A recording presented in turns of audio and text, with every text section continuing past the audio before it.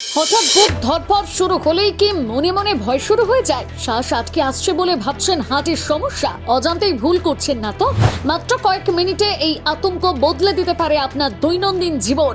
এই লক্ষণগুলো চিনতে না পারলে শরীরে ঘটতে পারে মারাত্মক ক্ষতি। অনেকেই হয়তো জানেন না, ভুল বোঝাবুঝিতেই প্যানিক ডিসঅর্ডার সবচেয়ে বেশি বাড়ে। মাঝে মধ্যেই মনে হয় শরীরটা যেন নিজের মতন কাজ করা বন্ধ করে দিচ্ছে। তখন বুকের ভেতর অস্বস্তি, শ্বাস প্রশ্বাস নিতে কষ্ট, মাথা হালকা ব্যথা অনুভব করা, সব মিলিয়ে মুহূর্তের মধ্যে পরিস্থিতি নিয়ন্ত্রণের বাইরে চলে যাচ্ছে বলে মনে হয়। অনেকেই তখন বুঝে উঠতে পারেন না আসলে কি হচ্ছে। বাইরে থেকে স্বাভাবিক মনে হলেও ভেতরে তৈরি হয় প্রবল অস্বস্তি। ঠিক এই অভিজ্ঞতাই অনেক ক্ষেত্রে প্যানিক ডিসঅর্ডারের প্রথম ইঙ্গিত হয়ে ওঠে। মানসিক স্বাস্থ্য বিশেষজ্ঞ ডাক্তার হেলাল উদ্দিন জানাচ্ছেন, প্যানিক ডিসঅর্ডার হলো এক ধরনের উদ্বেগজনিত সমস্যা, যেখানে একজন ব্যক্তি বারবার প্যানিক ডিসঅর্ডারের মুখোমুখি হন। একবার হঠাৎ এমন অভিজ্ঞতা হওয়া মানে রোগ নয়, কিন্তু যখন এই অ্যাটাকগুলো ঘন ঘন হতে থাকে এবং আগাম আতঙ্ক তৈরি হয়, তখন সেটিকে প্যানিক ডিসঅর্ডার বলা হয়। এটি যে কোনো বয়সে যে কোনো সময় দেখা দিতে পারে। এই সমস্যার লক্ষণ শুধু মানসিক নয়, শারীরিকভাবেও খুব স্পষ্ট। ভেতরে চাপা অস্থিরতা, বুক ধড়ফড়, মাথা ঘোরা, ঘাম, বমি ভাব, শ্বাস নিতে কষ্ট হওয়া, হাত পা কাঁপা বা শরীর হঠাৎ গরম ঠান্ডা লাগার মতন অনুভূতি দেখা যায়।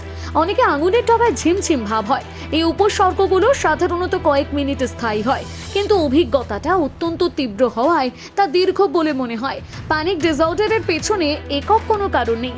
চিকিৎসকদের মতে এটি বায়োসাইকেল সোশ্যাল সমস্যা, অর্থাৎ মস্তিষ্কের কিছু রাসায়নিক ভারসাম্যের পরিবর্তন। ব্যক্তির মানসিক গঠন, শৈশবের অভিজ্ঞতা, দীর্ঘদিনের চাপ, ট্রমা বা পরিবারের এই সমস্যার ইতিহাস সব মিলিয়ে ঝুঁকি তৈরি হয়। অতিরিক্ত ক্যাফেইন বা উত্তেজক পদার্থ অনেক সময় পরিস্থিতিকে বাড়িয়ে দেয়।